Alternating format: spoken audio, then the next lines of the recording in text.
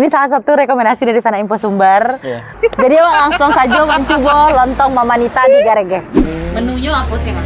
Lontong sayur sama lontong pical sih nyo. Sayurnya apa sih, Mas? Sayur cubada, bunci, sama Japan.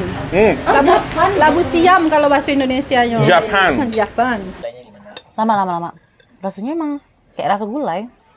Tapi pakai kuah kacang. Pakai bana kuah gulainya.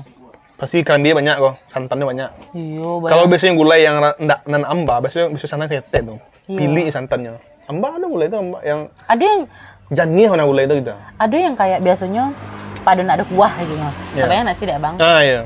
Kalau kok ya banyak Kayak itu kan ide di Sagan. mati tak muah Nah, gitu. iya. Kayaknya kelebihannya tuh cilok, Bang. Meskipun buka sampai sore. Iya, Dia Bang. fresh taruh. Tetap segar gitu. Kayaknya masak taruh kan. Apalagi sedang sekolah kan. Nih kami ya. Rekomendasi sih kok. Mantap, Bang. Dan malam kok ini.